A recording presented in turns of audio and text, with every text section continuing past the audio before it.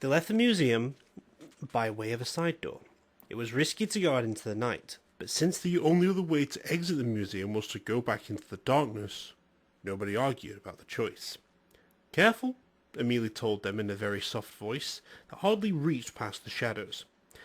I have gathered my forces. My father is doing the same. There will be patrols, especially here. The flames hadn't reached Founders Square, which was where they came out, the heart of vamp territory. It didn't look like the calm, ordinary place Claire remembered, though the lights were all out and the shops and restaurants that bordered it were closed and empty. It looked afraid. The only place she could see movement was on the marble steps of the Elders' Council building, where Bishop's welcome feast had been held. Gerald hissed a warning. Gerard hissed a warning. They all froze, silent and still, in the dark. Hannah's grip on Claire's arm felt like an iron band. There were 3 vampires standing there, scanning the area. Lookouts. Go, Amelia said in a whisper, so small it was like a ghost. Move, but be careful. They reached the edge of the shadows, by the corner of the building, but just as Claire was starting to relax a little, Amelie, Gerard, and the other vampires moved in a blur, scattering in all directions. This left Claire flat-footed for one horrible second, before Hannah tackled her face down on the grass. Claire gasped, got a mouthful of crunchy dirt and bitter chlorophyll, and fought to get her breath. Hannah's heavy weight held her down, and the older woman braced her elbows on Claire's back. She's firing the pistol, Claire thought, and tried to raise her head to see where Hannah was shooting. Head down! Hannah snarled, and shoved Claire down with one hand while she continued to fire with the other. From the screams in the dark, she was hitting something. Get up! Run! Claire wasn't quick enough to suit either the Marines or the vampires. And before she knew it, she was being half pulled, half dragged at a dead run through the night. It was all a confusing blur of shadows, dark buildings, pale faces, and the surely orange glow of flames in the distance. What is it? She screamed. Patrols. Hannah kept on firing behind them. She wasn't firing wildly, not at all. It seemed like she took a second or two between every shot, choosing her target. Most of the shots seemed to hit, from the shouts and snarls and screams. Amelie, we need an exit, now! Amelie looked back at them, a pale flash of face in the dark, and nodded. They charged up the steps of another building on Founders Square. Claire didn't have time to get more than a vague impression of it. Some kind of official building, with columns in front and big stone lions snarling on the stairs. Before their little party came to a halt at the top of the stairs, in front of a closed white door with no knob. Gerard started to throw himself against it. Amelie stopped him with an outstretched hand. It'll do no good, she said. It can't be opened by force. Let me. The other vampire, facing away and down the steps, said, Don't think we have time for sweet talk, Mom. What do you want us to do? He had a drawling Texas accent, the first one Claire had heard from any vampire. She'd never heard him speak at all before. He winked at her, which was even more of a shock until that moment. He hadn't even looked at her like a real person. A moment, Amelie murmured. The Texan nodded behind them. Don't think we've got one, ma'am. There were shadows converging in the dark at the foot of the steps, the patrol that Hannah had been shooting at.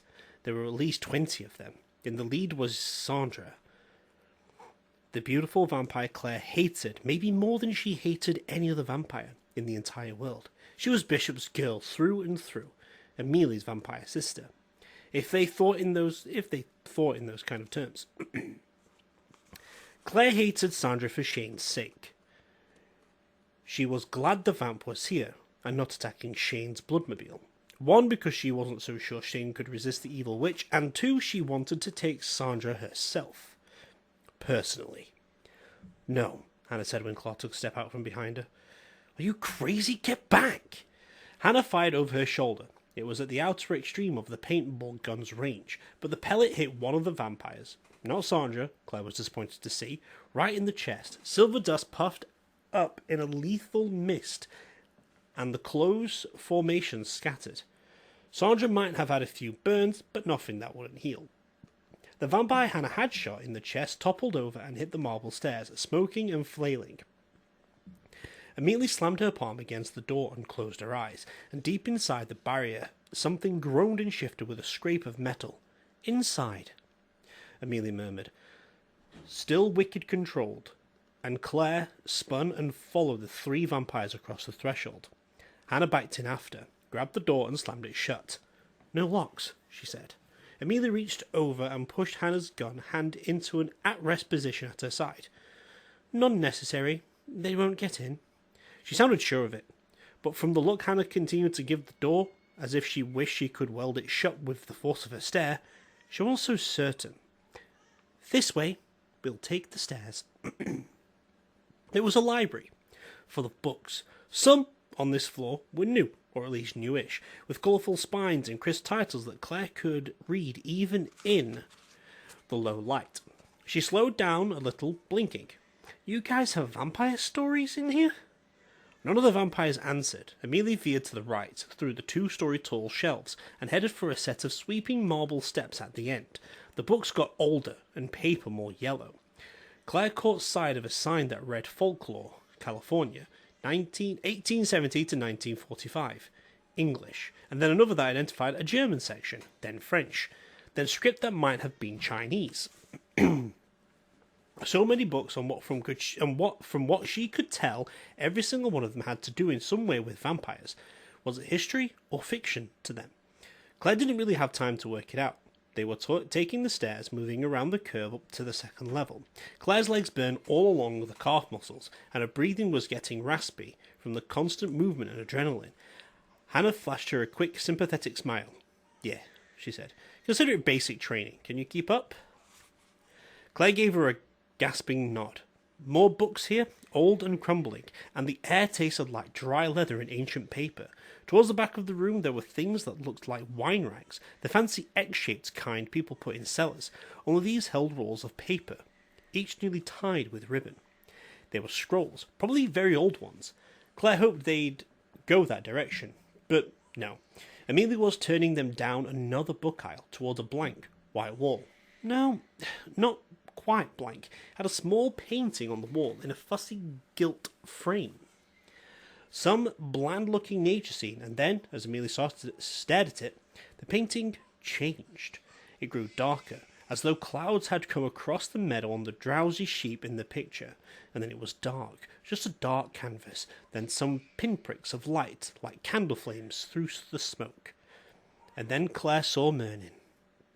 He was in chains, silver-coloured chains, kneeling on the floor, and his head was down. He was still wearing the blousy white pantaloons of his Perrault costume, but no shirt. The wet points of his damp hair clung to his face and his marble-pale shoulders. Amelia nodded sharply and put a hand against the wall to the left of the picture, pressing what looked like a nail, and part of that wall swung out silently and oiled hinges. Hidden doors. Vampires sure seemed to love them. There was darkness on the other side. Oh, hell no, Claire heard Hannah mutter. Not again! Amelia sent her a glance, and there was a whisper of amusement in the look. It's a different darkness, she said, and the dangers are very different. From this point on, things may change quickly. You will have to adapt. Then she stepped through. The vampires followed, and it was just Claire and Hannah. Claire held out her hand. Hannah took it, still shaking her head, and the dark closed around them like a damp velvet curtain. There was the hiss of a match dragging and a flare of light from the corner. Amelia, her face turned ivory by the flicking flame, set the match to a candle and left the light burning as she flicked on a small flashlight and played it around the room. Boxes. It was some kind of storeroom, dusty and disused. All right, she said. Charade, if you will. He swung another door open a crack, nodded and widened it enough to slip through. Another hallway. Claire was getting tired of hallways, and they were all starting to look the same. Where were they now, anyway? It looked like some kind of hotel with polished heavy doors marked with brass plates. Only instead of numbers, each door had one of the vampire markings, like the symbol on Claire's bracelet. Each vampire had one, at least she thought they did. So these would be, what, rooms? Vaults? Claire thought she heard something behind one of the doors, muffled sounds, thumping, scratching. They didn't stop, though she wasn't sure. She wanted to know, really. Immediately brought them to a halt in the T intersection of the hall. It was deserted in every direction, and disorienting too. Claire couldn't tell one hallway from another. Maybe we should drop crumbs, she thought, or M&Ms, or blood. Merlin is in a room on this hall, Amelia said. It is quite obviously a trap, and quite obviously meant for me. I will stay behind and ensure your escape route. Claire, her pale eyes fixed on Claire with merciless intensity. Whatever else happens, you must bring Merlin out safely. Do you understand? Do not let Bishop have him. She meant everybody else is expendable. That made Claire feel sick.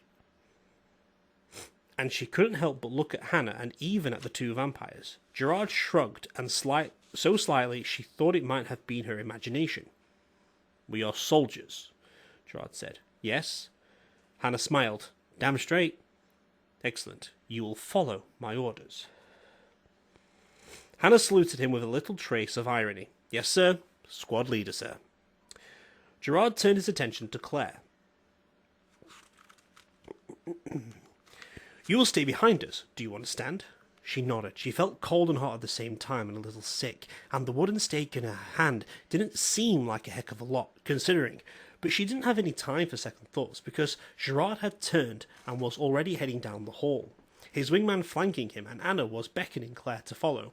Amelia's cool fingers brushed her shoulder. Careful. Claire nodded and went to rescue a crazy vampire from an evil one. The door shuttered under Gerard's kick. That wasn't an exaggeration, except for the wood around the door hinges. The rest of it broke into the hand-sized pieces and splinters. Before that rain of wreckage hit the floor, Gerard was inside, moving to the left with his colleague, while his colleague went right. Anna stepped in and swept pistol ready to fire, then nodded sharply to Claire. Then it was just as she had seen him in the picture, kneeling in the centre of the room, anchored by tight, stretched, silvery chains. The chains were double strength, and threaded through massive steel bolts on the stone floor. He was shaking all over, and where the chains touched him, he had welts and burns. Gerard swore softly under his breath and fiercely kicked the eyeballs in the floor. They bent, but didn't break. Then he finally raised his head, and beneath the mass of sweaty dark hair, Claire saw wild, dark eyes, and a smile that made her stomach twist. I knew you'd come, he whispered. You fools. Where is she? Where is Amelie? Behind us, Claire said. Fools. Nice way to talk to your rescuers, Hannah said. She was nervous. Claire could see it, though the woman controlled it very well. Gerard, I don't like this. It's too easy. I know. He crouched down and looked at the chains. Silver-coated. I can't break them. What about the bolts in the floor? Claire asked. In answer, Gerard grabbed the edge of the metal plate and twisted. The steel bent like aluminium foil. And, with a ripping shriek, tore free of the stones. Merlin wavered as part of his restraints fell loose. And Gerard waved his partner to work on the other two plates while he focused on the second in front. Too easy. Too easy. Anna kept on muttering. What's the point of doing this if Bishop is just going to let him go? The eye bolts were ripped loose, and Gerard grabbed Merlin's arm and helped him to his feet. Merlin's eyes sheeted over with blazing ruby, and he took Gerard off and went straight for Hannah. Hannah saw him coming and put the gun between them, but before she could fire, Gerard's partner knocked her hand out of line, and the shot went wild, impacting on the stone at the other side of the room. Silver flakes drifted on the air, igniting tiny burns where they landed on the vampire's skin. The two bodyguards backed off. Merlin grabbed Hannah by the neck. No! Claire screamed, and ducked under Gerard's restraining hand. She raised her wooden stake. Merlin turned his head and grinned at her with wicked vampire fangs flashing. I thought you were here to save me, Claire, not to kill me, he purred, and whipped back towards his prey. Hannah was fumbling with her gun, trying to get it back into position. He stripped it away from her with contemptuous ease. I am here to save you, Claire said, and before she could think what she was doing, she buried the stake in Merlin's back, on the left side, right where she thought his heart would be. He made a surprised sound, like a cough, and pitched forward into Hannah. His hand slid away from her throat, clutching blindly at her clothes, and then he fell limply to the floor. Dead, apparently. Gerard and his partner looked at Claire as if they'd never seen her before, and then Gerard roared. "What do you think you're... Pick him up," Claire said. We can take the stake out later. He's old, he'll survive." That sounded cold and scary, and she hoped it was true. Amelie had survived after all, and she knew Merlin was as old, or maybe even older. From the look he gave her, Gerard was reassessing everything he'd thought about the cute, fragile little human he'd been nursemaiding. Too bad. Claire thought one of her strengths was that everybody always underestimated her. She was cool on the outside, shaken on the inside. Because although it was the only way to keep Merlin calm right now without tranquilizers, or without letting him rip Hannah's throat out, she just killed her boss. That didn't seem like a really good career move. Amelie will help, she thought a little bit desperately, and Gerard slung Merlin over his shoulder in a fireman's carry, and then they were moving fast again back down the hall to where Amelie had stayed to secure their escape. Gerard came to a fast halt, and Anna and Claire almost skidded into them. "What?" Anna whispered, and looked past the two vampires in the lead. Amelie was at the corner ahead of them, but then past her was Mr. Bishop. They were standing motionless, facing each other. Amelie looked fragile and delicate, compared to her father in his bishop's robes. He looked ancient and angry, and the fire in his eyes was like something out of the story of Joan of Arc. Neither of them moved. There was some struggle going on, but Claire couldn't tell what it was, or what it meant. Gerard reached out and grabbed her arm and Hannah's and held them in place. "No," he said sharply. "Don't go near them." "Problem, sir? That's the way out," Hannah said. "And the dude's alone." Gerard and the Texan sent her a wild look, almost identical in their disbelief. "You think so?" the Texan said. "Humans." Mia took a step back, just a small one, but a shudder went through her body, and Claire knew, just knew, it was a bad sign. Really bad. Whatever confrontation had been going on, it broke. Amelie whirled to them and screamed, "Go!" There was fury and fear in her voice, and Gerard let go of both girls and dumped Merlin off of his shoulders into their arms, and he and the Texan pelted, not for the exit, but to Amelie's side. They got there just in time to stop Bishop from ripping out her throat. They slammed the old man up against the wall, but then there were others coming into the hall. Bishop's troops, Claire guessed. There were a lot of them. Amelie intercepted the first of Bishop's vampires to run in her direction. Claire recognized him, vaguely. One of the Morganville vamps, but he'd obviously switched sides, and he came for Amelie, fangs out. She put him down on the floor with one twisting move, fast as a snake, and looked back at Hannah and Claire, with Merlin's body sagging between them. "Get him out!" she shouted. "I'll hold the way." "Come on," Hannah said, and shouldered the bulk of Merlin's limp weight. "We're leaving." Merlin felt cold and heavy, like the dead man he was, and Claire swallowed a surge of nausea as he struggled to support his limp weight. Claire gritted her teeth and helped Hannah half carry, half drag Merlin's body back down the corridor. Behind them, the sounds of fighting continued. Mainly bodies hitting the floor. No screaming, no shouting. Vampires fought in silence. "Right," Hannah gasped. "We're on our own." That really wasn't good news. Two humans stuck God knew where, with a crazy vampire with a stake in his heart in the middle of a war zone. "Let's get back to the door," Claire said. "How are we going to get through it?" "I can do it." Hannah threw her a look. "You?" It was no time to get annoyed. Hadn't she just been thinking that being underestimated was a gift? Yeah, not so much. Sometimes. "Yes, really, I can do it. But we better hurry." The odds weren't in Amelie's favour. She might be able to hang on and cover their retreat, but Claire didn't think she could win. She and Hannah dragged Merlin past the symbol-marked doorways. Hannah counted off and nodded to the one where they entered. Not too surprisingly, it was marked with the Founder's symbol, the same one Claire wore on the bracelet on her wrist. Hannah tried to open it. Damn it, locked! Not when Claire tried the knob. It opened at a twist and the single candle in the corner illuminated. Very little. Claire caught her breath and rested her trembling muscles for a few seconds as Hannah checked the room and pronounced it safe before they entered. Claire let Merlin slide in a heap to the floor. "I'm sorry," she whispered to him. "It was the only way. Hope it doesn't hurt too much." She had no idea if he could hear her when he was like this. She wanted to grab the stake and pull it out, but she remembered that with Amelie and with Sam, it had been the other vampires who'd done it. Maybe they knew things she didn't. Besides, the disease weakened them, even Merlin. She couldn't take the risk, and besides, having him wake up wounded and crazy would be even worse, now that they didn't have any vampires who could help control him. Anna returned to her side. "So," she said as she checked the clip in her paintball gun. "Found and exchanged it for a new one. How do we do this? We got to go back to the museum first, right?" "Did they?" Claire wasn't sure. She stepped up to the door, which currently featured nothing but darkness, and concentrated hard on Merlin's lab. With all its clutter and debris, Light Swarm flickered, shivered, and snapped into focus. "No problem at all." "Guess it's only roundabout getting here," Claire said. "Maybe that's on purpose, to keep people out who shouldn't be here. But it makes sense that once Amelie got here, she'd want to take the express out." She turned back. "Shouldn't we wait?"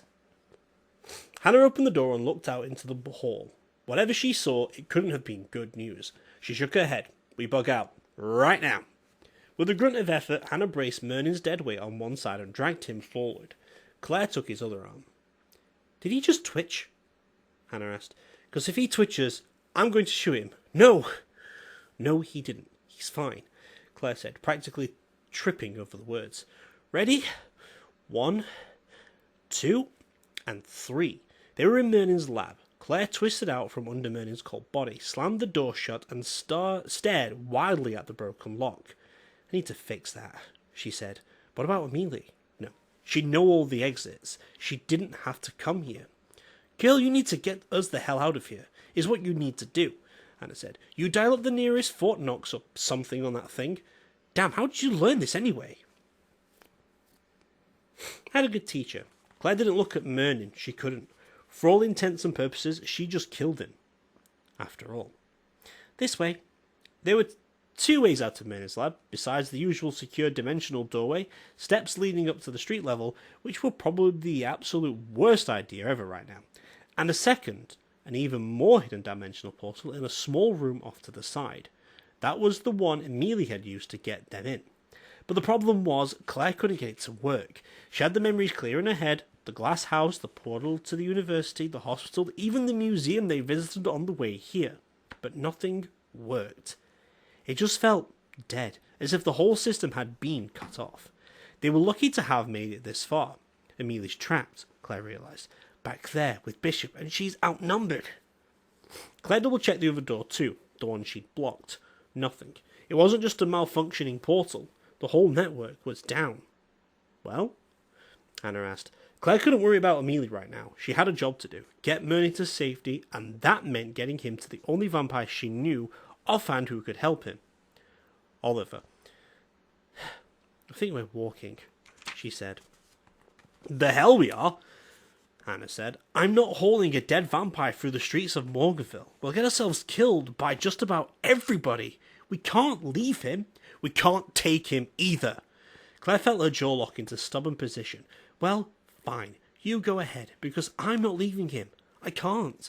She could tell that Hannah wanted to grab her by the hair and yank her out of there, but finally the old woman nodded and stepped back. "Third option," she said. "Call in the cavalry." Hello everyone, thank you for listening to the audio file or audio reading I've done of a Rachel Kane book. I'm putting this in there, so if you want to skip past this bit and move on to the next video, that's fine by me. This is just like a cancer plug, because I want to do this, as well as also I have to do this, because the thing you've just listened to is illegal for me to do without having a charity case behind it, which I don't want it to be like a situation like, oh, I'm only doing this for the sake of cancer, which I'm actually doing this for the sake of cancer, but I did cancel this series a long time ago. It came to my recent attention that I should redo this in a better format, and I feel like now is a perfect opportunity to actually restart this in the worst possible way. Back in 1st of November, back in 2020, Rachel Kane sadly passed away to a rare bone cancer called sarcoma. Now, in the description below is going to be a link that you can. It's going to be a link so you can support the research into helping people survive and defeat sarcoma bone cancer and soft tissue cancer cells and all that stuff. So that's just going to be in the description right there down below. It is in pounds for those American ones, but obviously PayPal and all the research still goes to the same thing, because once it's been cured, once they found a cure for it or found an easier solution for it and stuff like that, it does get sent around all around the world, because everyone works on the same thing all over the world. It's just that this charity is based in UK. I live in the UK, so it still goes to the same goal to beat sarcoma for a long time, and I feel like this is the best opportunity to work with it for any Rachel King books that we do during the Morganville series or any future series that we do. Obviously, this is even going to be in the future series if we do them. So any book that we do by Rachel King is going to have this at the end, just to plug a little bit of a cancer support for people with sarcoma, because it is a rare cancer, and there is not a very good survival rate. So just putting that in there to help people or to support the issues that are out there, because I'm not going to get any money from these videos at all, even in like the present one. I'm not getting any money of this recording, or in the future, if possibly I do. But this is not what I'm about. This is all about for what Rachel King succumbed to in the end. So hopefully that as a team together we can beat sarcoma and end one of the cancers that are killing people, because no one likes that. But anyway, have a good day.